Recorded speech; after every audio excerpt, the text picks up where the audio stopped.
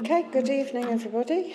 6 o'clock, welcome to this licensing committee, Thursday 5th of February 2026.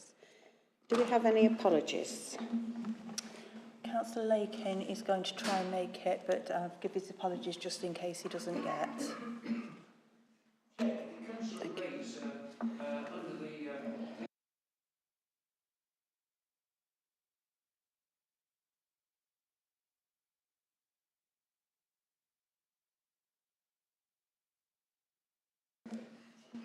Any more apologies? I think Councillor Pandy's running slightly late as well. Any late items? I am not aware of any. Item 3, declarations of interest. Are there any declarations of interest in the room? Item 4, minutes of the meeting held on the 11th of September 2025. Councillor Repton.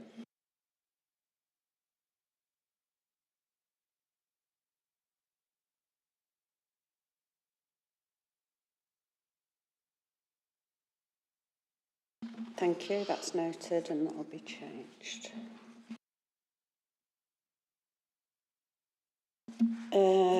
Moving on to item 5, urgent non-executive decision made by the Chief Executive. So I think is Angela's going to explain that one. Thank you. Thank you, Chair. The report at this item is for noting, and it is around as it says, an urgent non-executive decision which has been made by the Chief Executive. The non-urgent decision of the Chief Executive was to undertake a statutory consultation in respect of the review and retention of the cumulative impact assessment. As a summary, you may remember that we have in place a cumulative impact policy, and that evidence to support that is provided by the police when they want it retaining. We have to review it every 3 years, and unfortunately the police evidence was not submitted until late, so it was necessary to submit the executive decision. The reason being that we are required to carry out a full 12-week consultation before considering it. The full consultation will go to the March committee, and the consultation itself ends on the 25th of February. It is a legal entity that we do have to go out to consultation, like I say, and because of the late submission, that was the reason for the decision. So again, Chair, the purpose of this report is just to note the executive decision. Thank you very much. Any questions on that one? No? Yes?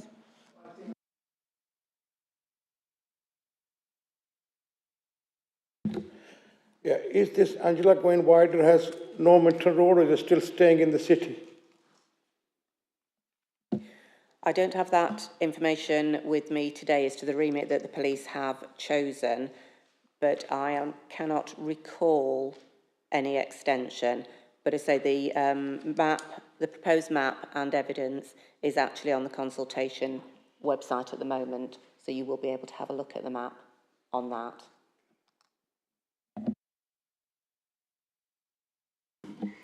Thank you, Chair. Yes, I think it's. I've got no problem with the executive decision and the going out to consultation, so that we can keep our options open as to whether or not to extend it. I do think the world has perhaps changed a little bit since it was introduced and renewed last time. We've had COVID and the cost of living crisis that has made life quite difficult for the licensing trade and pubs, etc.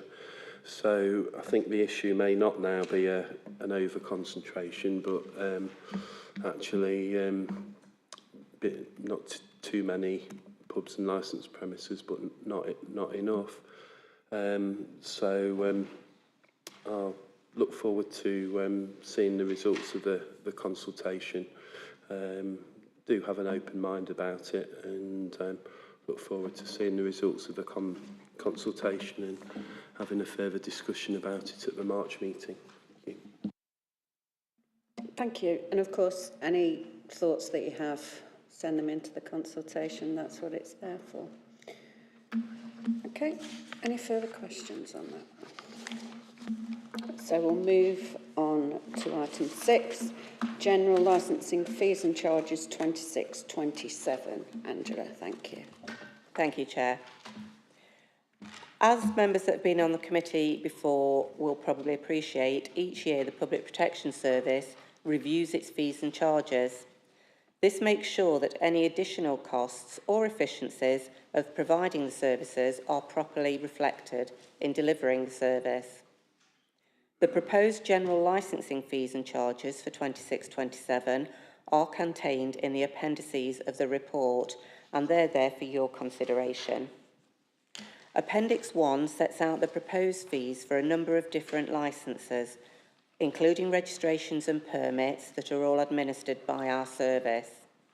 These are based on a cost recovery and inflationary cost basis. Appendix 2 sets out the proposed fees and charges under the Gambling Act licensing fees, and where permitted are based also on a cost recovery and inflationary cost. With the gambling fees, we can only charge up to a certain level because those prices are capped. And as you will see, we are not at the maximum levels at this time.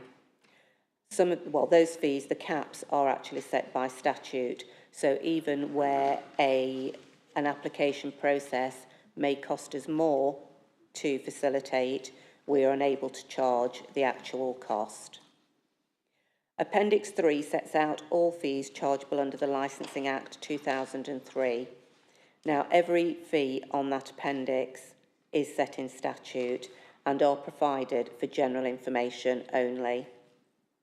The recommendations, Chair, are to approve the proposed fees and charges for 2627 as set out in Appendix 1 and 2, and to note the statutory fees and charges made under the Licensing Act 2003 set out at Appendix 3. Thank you, Chair. Thank you. Councillor Upton. Yeah, just curious, on page 6, we've got the current fees, proposed fees and maximum permitted or statutory amount for casinos. In theory, we could charge more than 3 times what we're proposing to charge. I just wondered why we're not considering that. Similarly, for casinos' annual fee, it's about 1,000, it could be 5,000.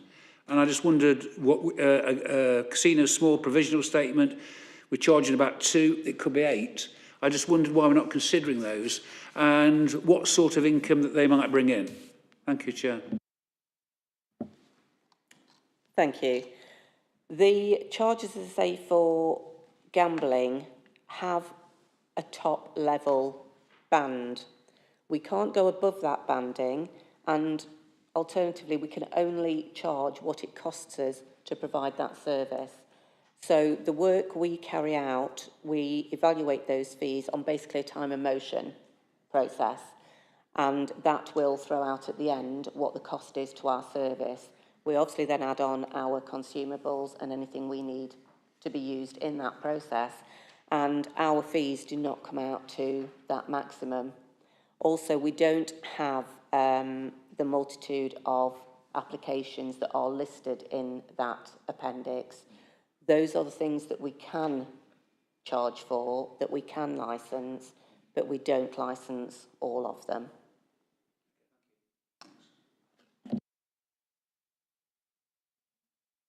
Any further questions on that topic? Okay.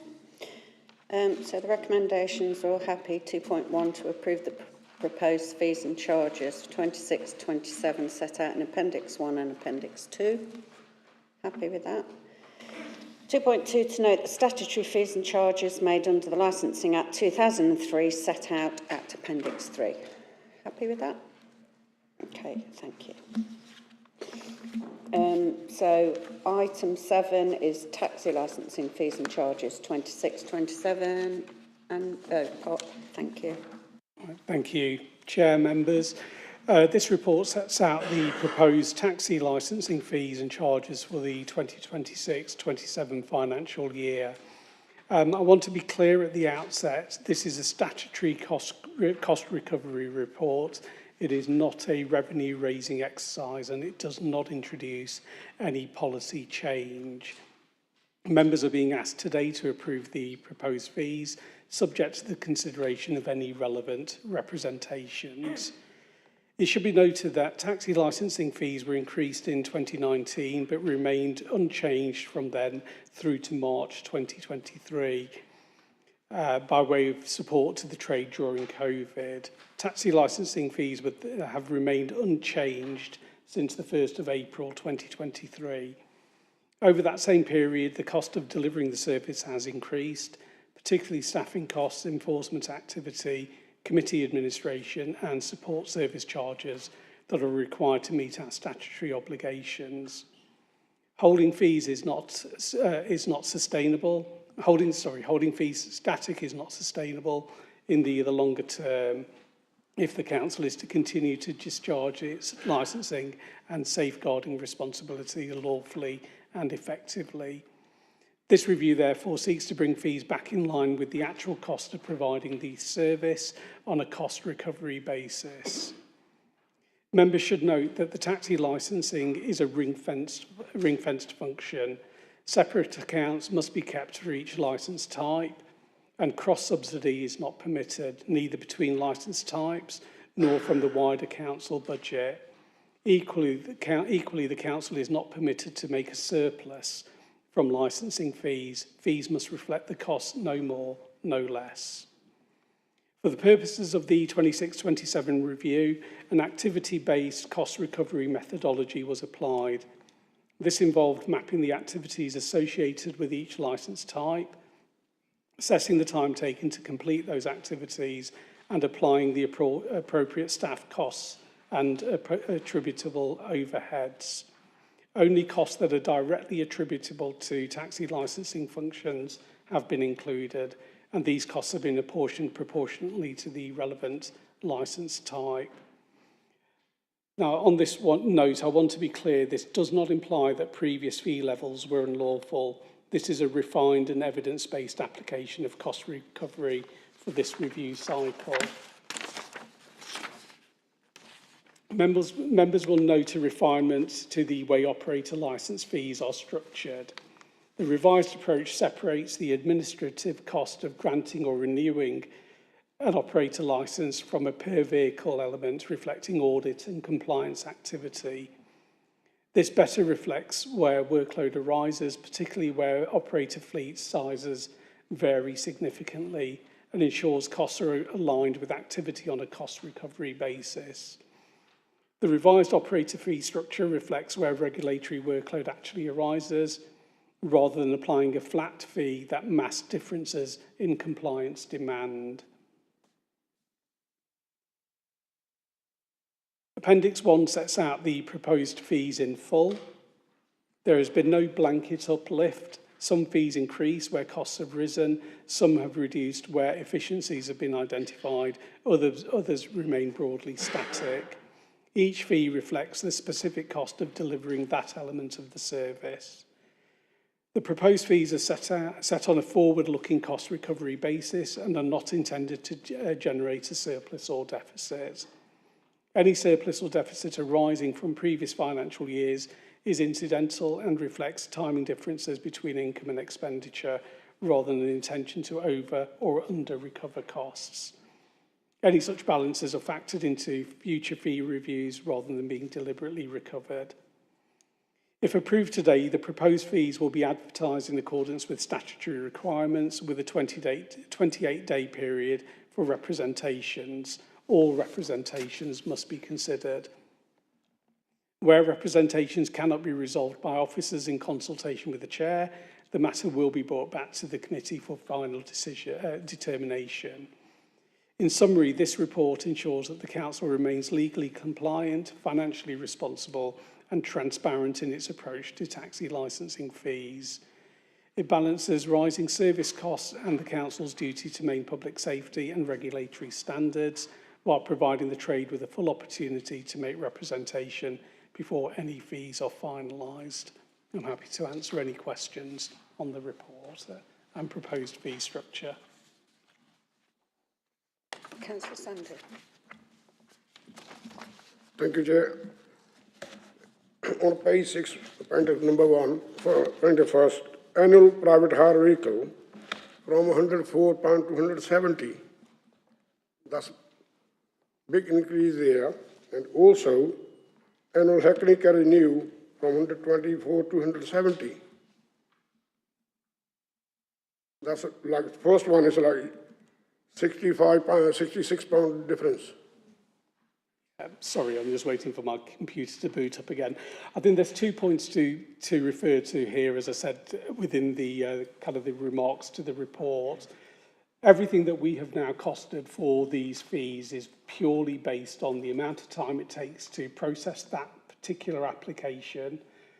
We've multiplied that by the number we expect to receive in the coming financial year, and then that has been apportioned by salary of the individuals that undertake those functions.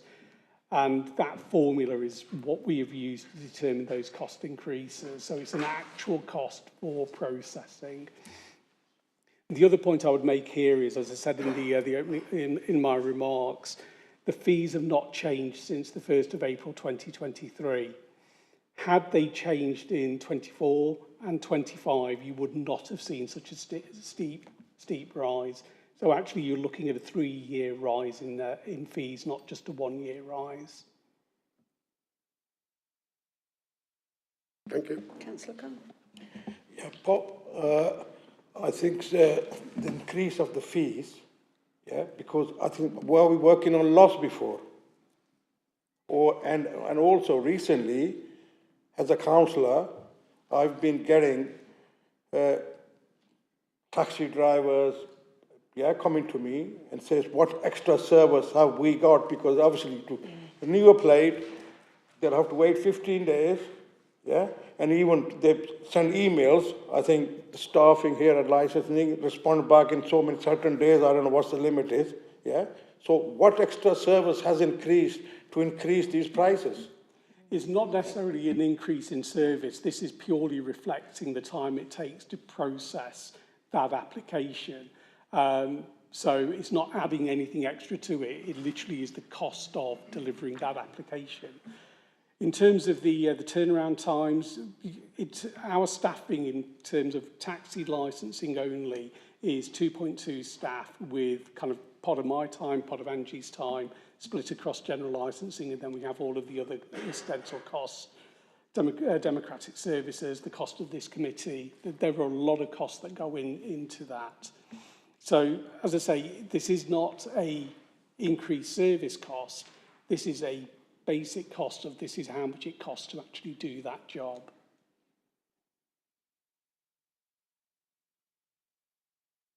Councillor Cuss. Thank you, Chair. As I understand it on the Appendix 1, the variation between a new private hire and a renewal, but the cost difference is through the new methodology of time, etc. So a new registration takes a lot longer time, so it's a lot higher. So I'm just wondering what methodology was used in the past to calculate the current fees where a new and a renewal were the same price. Sorry, Angie, can I bring you in terms of previous fee structures? Yeah, the previous fee structures were calculated and provided to us by our finance department. They did their calculations and gave us the fees on the workings at that time. It's only this year that we have gone down to a root and branch review of the service to enable us to carry out this proper adjustment of the fees. Councillor Bolton. Yeah, thank you, Chair. Bottom of page 1, 3.2 under reasons. Can we have a breakdown of increase of staffing costs and the unavoidable cost of sundries, please? And I support Councillor Khan in his previous remarks. I'm contacted regularly by constituents of Blaegreaves who are in the trade, and they say the service they get has reduced whilst the charges are going up. And I think they are shocked and surprised some days when they can't even leave a phone message and they get a response. Sometimes it's urgent business and they don't get a response timely, and because of that, they are losing their trade. I just think if we're going to increase the prices of these, then we need to give a better service, because at the moment, the complaints that councillors are getting doesn't prove that. Thank you, Councillor. I can confirm that there was a backlog through the renewal year, which, as you can imagine, with all the vehicles and the drivers coming through in that 1 year, there was a backlog and it was difficult to train new members of staff at that time. I can confirm now that all matters are up to date. We have a minimal amount of applications waiting in our email box, and those are purely because we are waiting for items from the applicant. In relation to the telephone, those messages are downloaded twice a day and we have 0 messages on there at the moment. So as you can see, now the officers, the newer officers, have been trained fully. The service is running as we need it to run, for the benefit of the drivers, of course.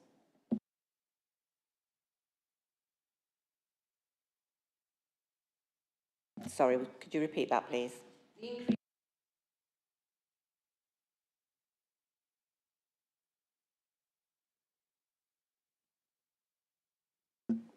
I think we can provide those for members, but just as a general overview, the staffing costs, as I mentioned, are calculated against 2.2 FTEs directly working on licensing, and then the incidental time for myself as head of service, Angie as the service manager.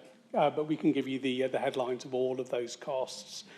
In terms of the unavoidable cost increases, obviously salaries, wages have gone up over the 3 years, as have the cost of supplies. So even down to photocopying, the taxi licence plates, everything that we have to purchase to deliver the service. There have been cost increases against all of those.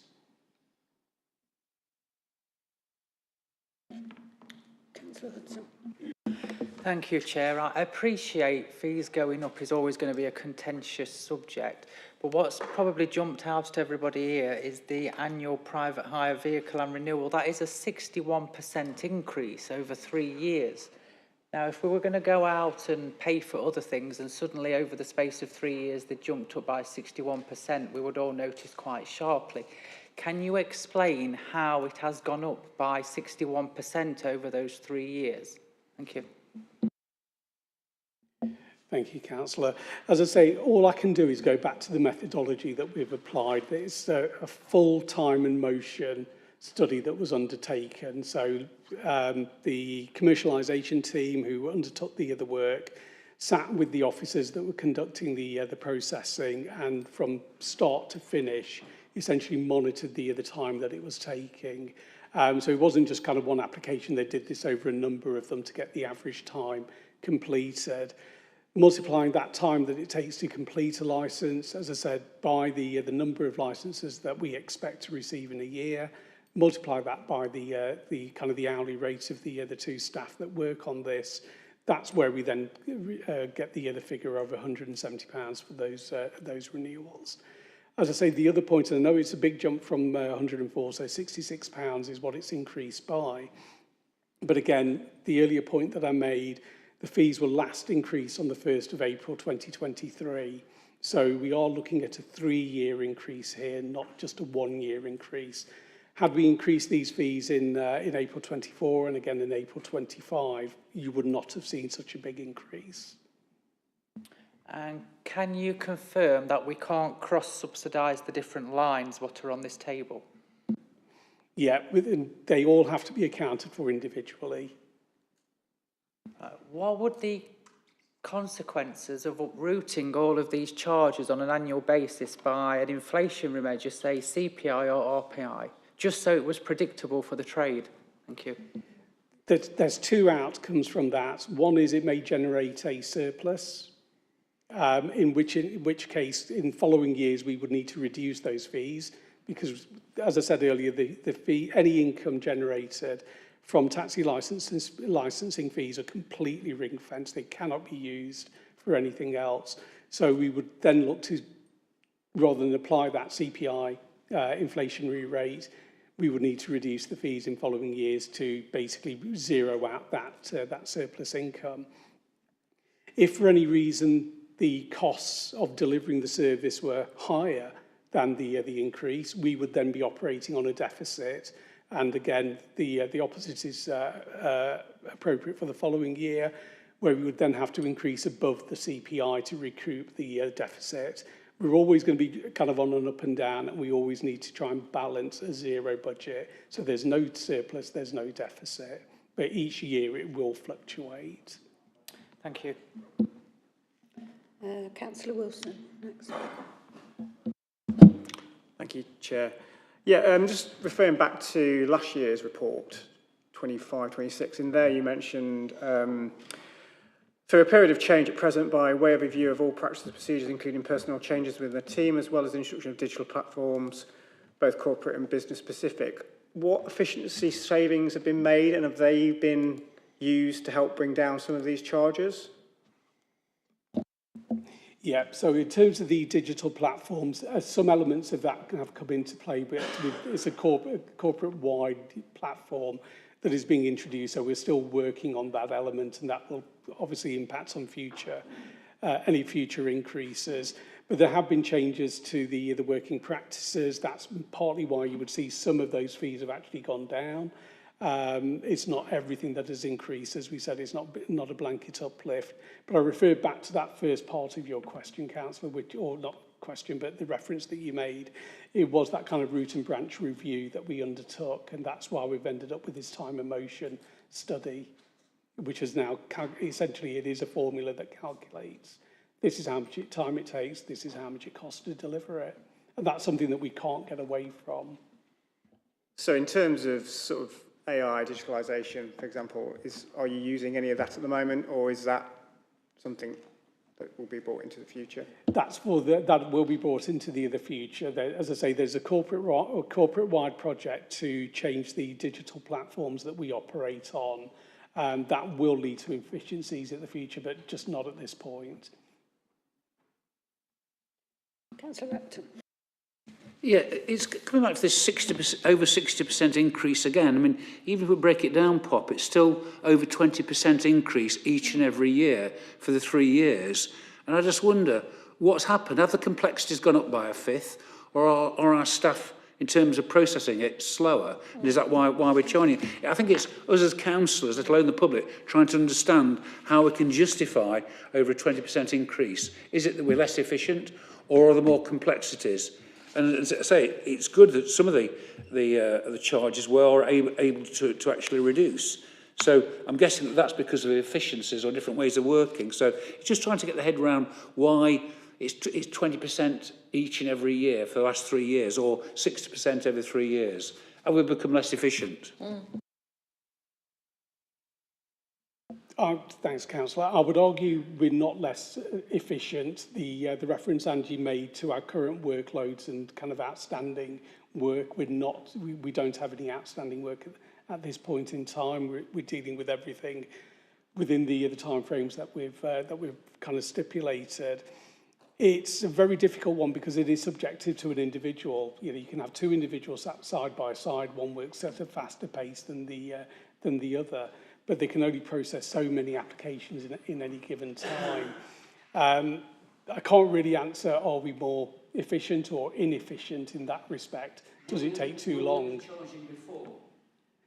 As I said, the charges previously were the charges previously were all based on accountancy figures. This is now based on actual processing. So, whereas it was kind of I'm not going to say one size fits all, but there was a proportionate approach to previous fee setting. this has really unpicked where do we actually spend most of our time, and that is what is reflected in the increased costs. So you say that we were generous? Potentially. You know, if we look at the actual fees, yes, there's been a huge increase, as I say, in 3 years. But if I look at a renewal, you can see there that it makes a huge difference between a new application and a renewal. You know, the renewal has gone up by £31 over a 3-year period. So that's, you know, £10 increase year on year. So all I can emphasise here is that the approach that we've taken, that time and motion study, captures the actual time it takes to do this work. Councillor Potter. Thanks, Chair. Just looking at all the charges and my rough maths, there's roughly 11 reductions to the total sum of about £143. What would be the ramifications if you didn't get the proposed fee that's been talked about today?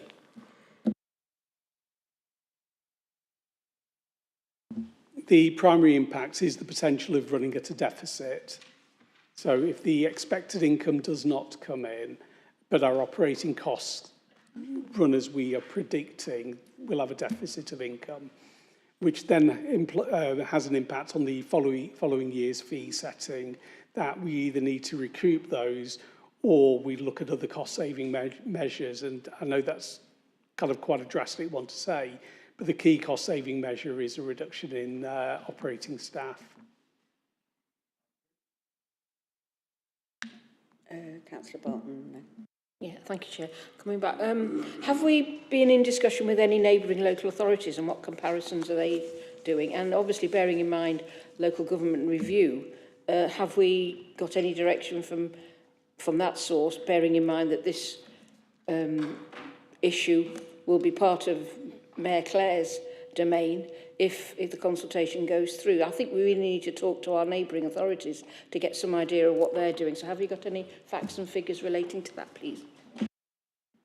Yeah, we've looked specifically at South Derbyshire and Erewash Borough Council as the two proposed authorities that we will merge with. So I'm going to choose my words very carefully at this point.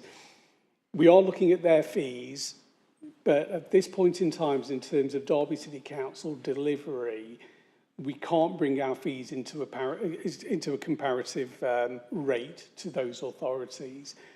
And that's for the simple reason that we've already spoken about here, that if we reduce to match our neighbouring authorities, we will have that risk of running at a deficit. So we will not have the income to actually deliver the services we predict for the coming year. So the conversations will be ongoing as we head towards local government reorganisation. And these are some of those elements that I set out regarding the current consultation, that when we look at costs, this is the kind of information that will then be shared back to government. But at this point in time, as I say, this is what I'm pleased, kind of forgive the use of my language, but it is going to be a false economy looking at what our neighbouring authorities are doing when we've got to reflect the actual cost of our delivery. Councillor Wilson. Thank you. Yes, like others, I'm struggling to get my head around why some are sort of going up by such a lot and others are going down. But just in terms of the impact of losing potentially drivers to other authorities, has that been factored in, and is that one of the reasons why perhaps our costs are going up in terms of providing the service if we've got fewer drivers than we once had? Having fewer drivers should not have an impact on the price, the fees that we're setting, because, as I say, we're reflecting what we expect to be processing, and that does take into account a potential reduction in new applications. So by no means are we inflating costs because we think we might get less coming through. I keep coming back to the same point that the time taken to process a new private hire vehicle licence, based on the hourly rate and the numbers that are going to come through, is going to cost £170 to process. Whether we have 10, whether we have 50, whether we have 100, it will still take the same time to process each one of those. If we lose drivers to other authorities, again, all it will mean is we have that potential to be running at a deficit. It is a risk-based approach here that we have to reflect our costs for delivery, but we can't reduce our costs to match other areas because then we won't be recovering our costs for actually doing the other work work in processing these licenses. Any further questions? Okay. So we'll move to the recommendations. 2.1, is everybody happy? 2.1.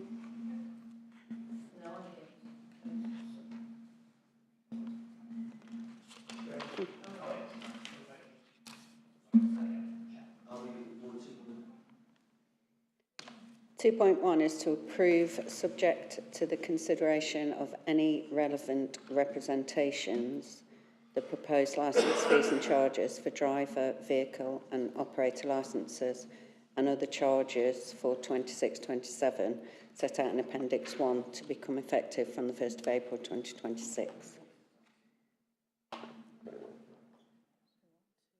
3, 4, 5, 6, 7. 7, 4.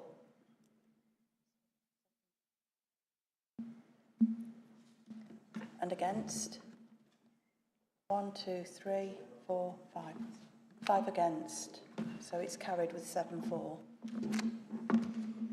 Thank you. So 2.2 to request the Service Director of Communities to advertise the proposed fees and charges. Everybody happy with that one? Okay.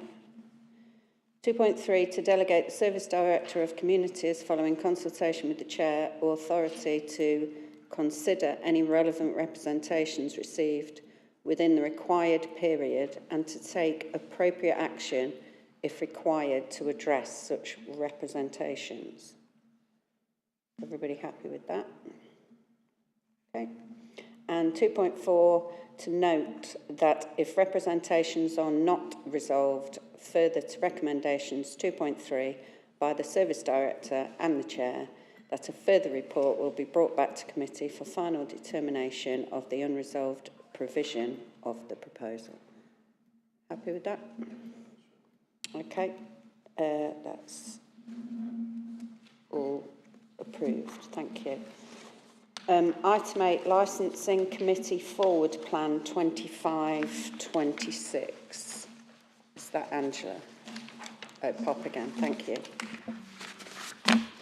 Okay. So the Licensing Committee Forward Plan for 25-26 gives committee the opportunity to regularly review and update our work programme, ensuring reports and decisions are brought to committee in a timely way. As you know, the Licensing Committee has a wide range of responsibilities covering policies under the Licensing Act 2003 and other relevant legislation. Maintaining a forward plan is considered good practice. It keeps us organised, proactive and ensures that councillors receive the training they need to make informed decisions. The recommendations before committee are straightforward: to agree the work programme and training agenda as attached in Appendix 1, and to add or amend items as needed so we can respond to emerging issues or trends. Having a forward plan allows us to stay ahead rather than reacting to issues as they arise. It also ensures that councillors are aware of changes in legislation, emerging licensing matters and areas where further training may be needed. Appendix 1 sets out the schedule of meetings and agenda items. For example, in June we considered the business and compliance reports along with the licensing overview training. In September we discussed the age policy and consultation for private hire vehicles. At this meeting, we've done general taxi licensing fees, and there was an earlier training session on tobacco and vapes, and the current government consultation regarding the local transport authority and transfer of taxi licensing functions. The plan also includes the bite-sized training sessions delivered privately before scheduled meetings. These are designed to raise awareness of legislative changes, emerging trends and developments in licensing, supplementing the annual mandatory training all councillors undertake. It's worth noting that the forward plan is flexible. Items are identified by the licensing service in consultation with the chair and democratic services, and councillors are encouraged to suggest additional topics for future meetings. In that regard, a suggested change to the bite-sized training for March is to replace skin and special treatments training with animal licensing training. I would also draw your attention to the main agenda items for the March committee. These are the outcome of the consultation and recommendations on the 5-year age policy, a new item for the outcome of the consultation and recommendations on the cumulative impact zone, the convictions policy and the Derby penalty point scheme, potentially a return of the taxi licensing fees as well if that matter is not resolved as earlier agreed. I would ask committee members to consider the scope of business scheduled for March and a decision on deferral of any items if appropriate. Finally, approving this plan ensures the committee can operate effectively, fulfil its regulatory responsibilities and maintain public confidence. It also helps mitigate reputational and legal risk, ensuring that councillors are appropriately trained in regulatory matters. So in summary, the recommendation is to agree the forward plan and training agenda and consider any additional items or amendments to future meetings, specifically the March meeting, which is a very heavily loaded agenda, and you may want to consider deferring a number of those items. Okay, that makes sense to me. Any questions, queries, Councillor Penn? Thank you, Chair. Could I ask, you mentioned the cumulative impact zones. Has any study been taken how this policy has benefited the city in any way, whether in terms of increased business or safety of the people in the city? Thank you. I think with the cumulative impact assessment, that will come through the consultation process. It's the police that has to come to us with that request, and they provide evidence as to why they require that special zone. So my question is, like, when we've had it, like, so has any study been taken having that in place has given some benefits either to the council or to the public or to the people of Derby? As a licensing authority, that area has not been explored. What it does is give the licensing authority additional information if they're considering new premises, or variations within that sensitive area. If I can just come in on that one as well. I think in terms of the kind of the wider reasons why cumulative impact zones are put in place, primarily around the safety and safeguarding of people, that is essentially the evidence that was put forward by the police in their proposal. Because that does impact on whether licences are granted, licences are reviewed, and it purely focuses on the safety element of people, primarily in the nighttime economy. And again, that report that has been circulated sets that part of it out. As an aside, and it may be one that we want to consider for a future bite-sized training session, is looking at what other areas do. So, for example, Brighton and Hove have scrapped their cumulative impact zone, and they've introduced what they call a safer city zone, or safer city area. So looking at licensing of premises from a different perspective.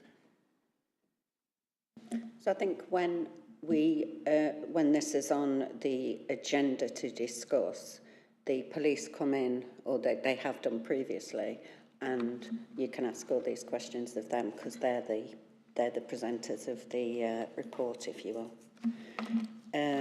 Councillor Ross. Yes, thank you, Chair. Yeah, just to follow on from that point that Councillor Pandy made, I'd be interested to receive a little bit more information about the cumulative impact policy and in terms of the actual process and what it means for applicants and what potential barriers, how is it making it more difficult for people to get a licence, how it operates in practice a little bit, just so that we can get an understanding of that.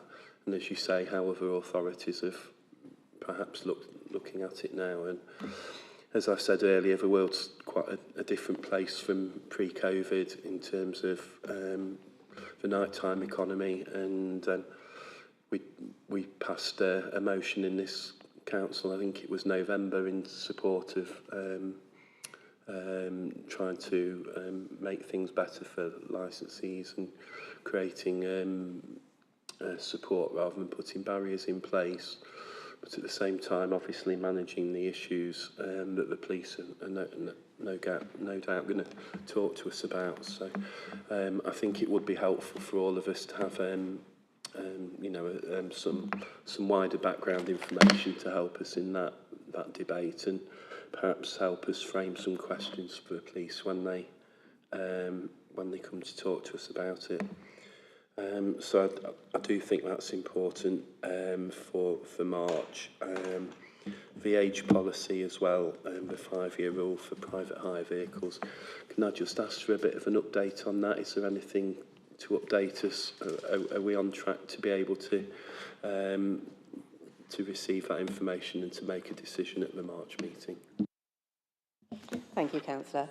In relation to the cumulative impact assessment, the effect that used to have was that there was a rebuttable presumption that an application may fail. Legislation took that rebuttable presumption away. So now it's standing on its own legal footing.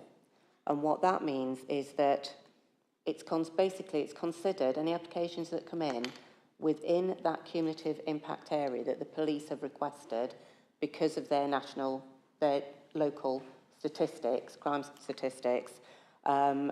What it means is that members like yourselves and the chair, obviously, and the legal bodies have an extra source of information to look at when they're considering, should we licence in that area? Should we give extra activities in that area?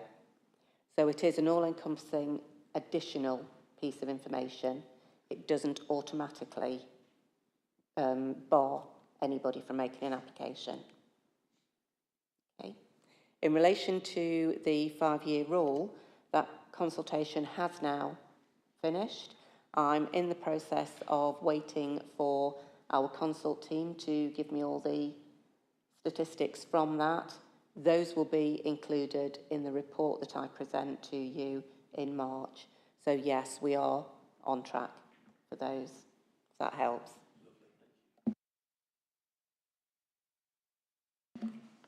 Okay, any further questions?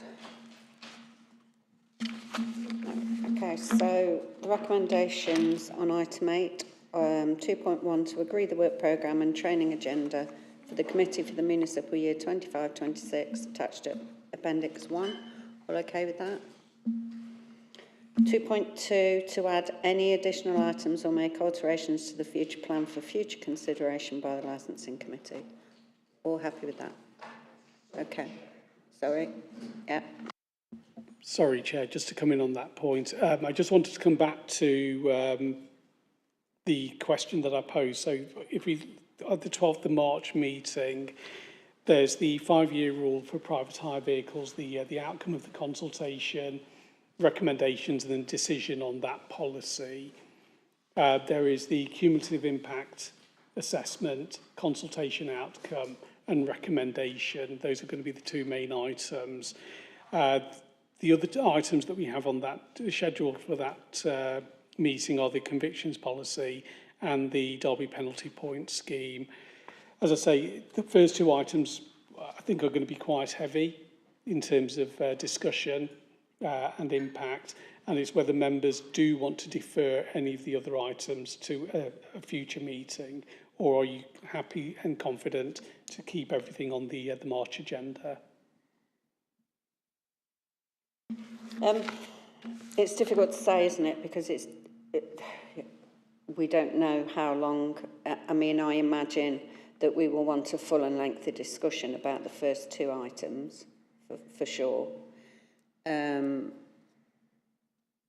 So when will it be deferred to after March? It's May. Is it? May meeting. May. I mean, I'm happy with deferring the other two items. I don't think they're urgent items. Why do you want to defer it? Because how many hours are we allowed for this licensing committee? Is there ring-fenced hours? Or is it 2 hours an hour, 3 hours? So let's get on with it. Because if we haven't got ring-fenced any hours for this meeting, then why not just get on with the agenda? Well, we can do, but that's why I'm asking the committee now what their thoughts are about it, if they want.